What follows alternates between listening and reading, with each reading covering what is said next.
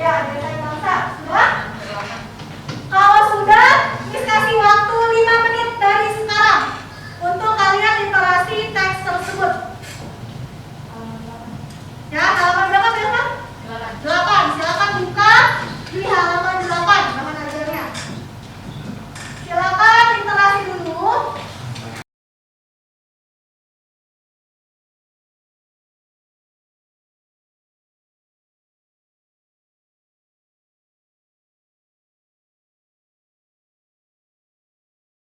Oke, sudah ya. Sekarang perintah selanjutnya, buka di bahan ajar juga struktur di halaman atas. Kalian baca strukturnya. Baca strukturnya ada apa aja dan pengertiannya apa sebelum kita berdiskusi. Ada? Halaman berapa? 3. Halaman 3. Lihat di situ strukturnya ada apa aja dan artinya apa sih? Silakan dipahami. Nah, sekarang kita lanjut diskusi. Miss tanya, kenapa paragraf ini Miss bilang pengenalan isu atau dikategorikan sebagai struktur pengenalan isu? Kenapa? Ada yang bisa? Oke. Karena awal mula diangkat permasalahannya. Awal mula diangkat permasalahannya, betul. Permasalahannya tentang apa sih nih? Tentang kemampuan literasi anak bangsa. Oke, tentang kemampuan literasi anak bangsa. Berarti itu namanya apa? Pengenalan isu. Ya, betul. Next ya.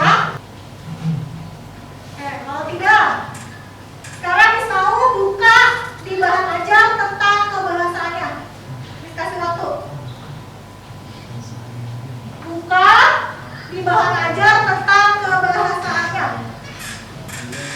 Ada apa aja di situ? Silakan berliterasi dulu.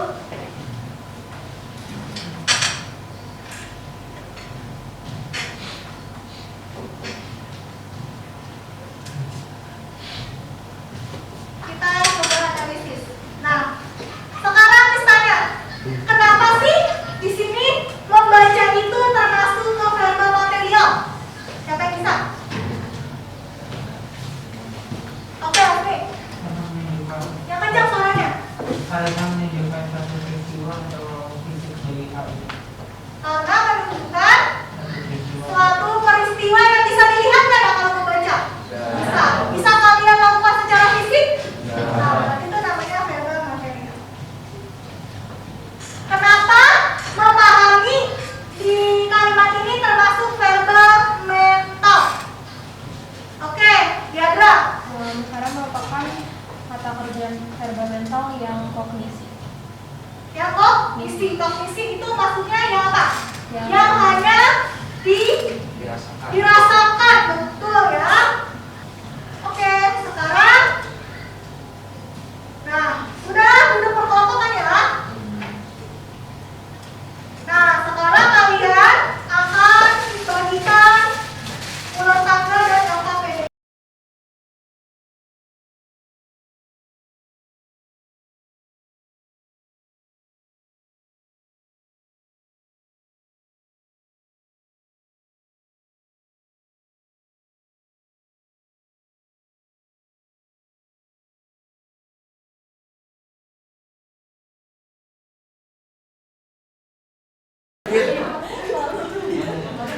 Gimana sih?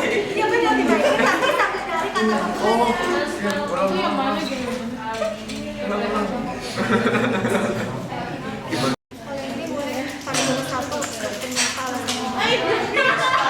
Kalau misalkan kan udah terus kalau saya jalan tuh tinggal Oh, ketiga lagi? Berarti gak usah dijawab.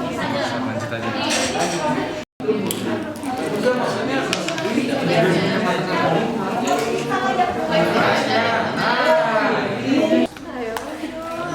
Siapa sih? Lu baca. Gampang.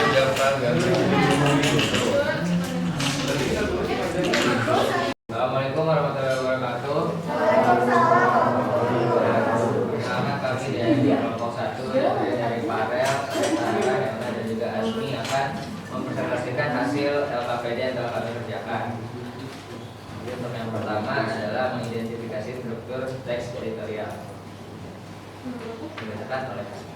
Jadi setelah ini kita membaca, setelah kita membaca mengenai teksnya, di paragraf pertama dan kedua kita mendapatkan pengenalan isu, dan itu kita memberi alasan mengenai sudut pandang, masih sudut pandang mengenai topik.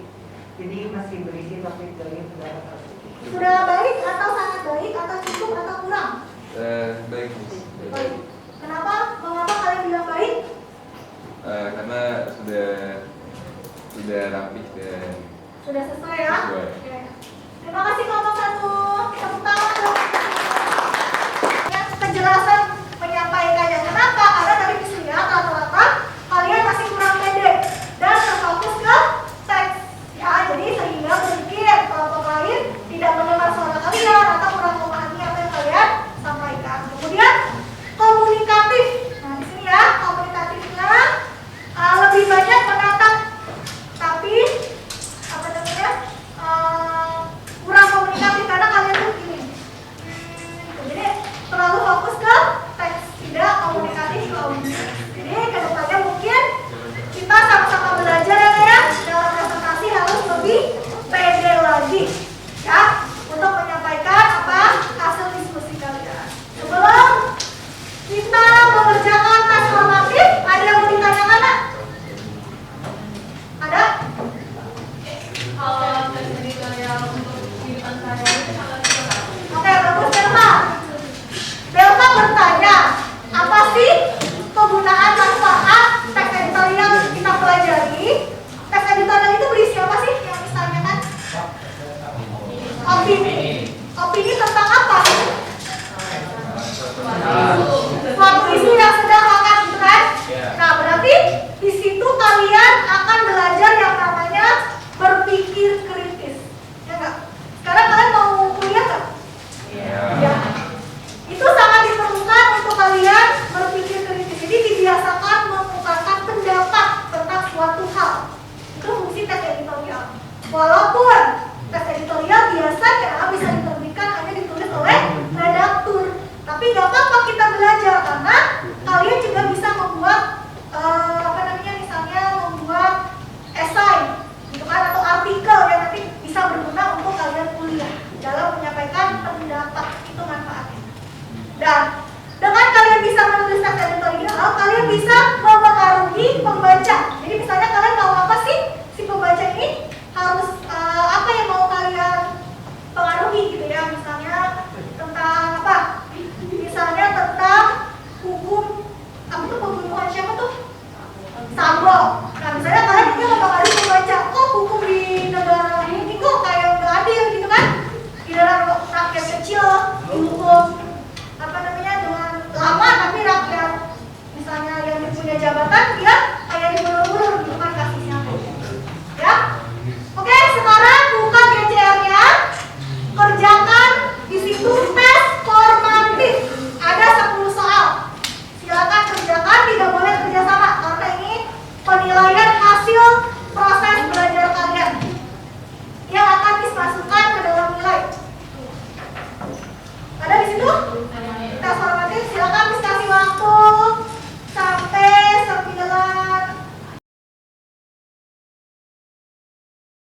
Hal apa yang sudah kalian pelajari di pembelajaran kali ini? Struktur tes editorial. Ada lagi?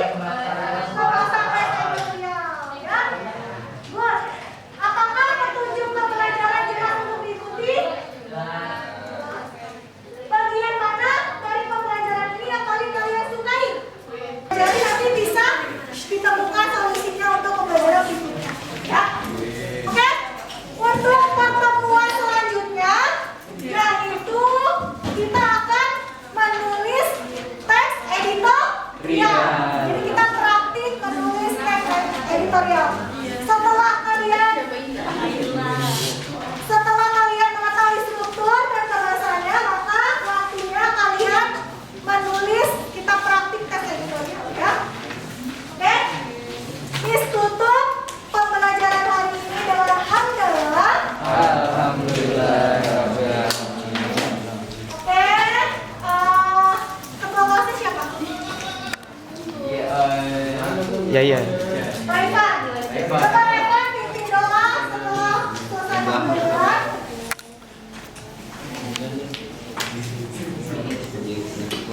Sebelum kita mengakhiri pelajaran hari ini,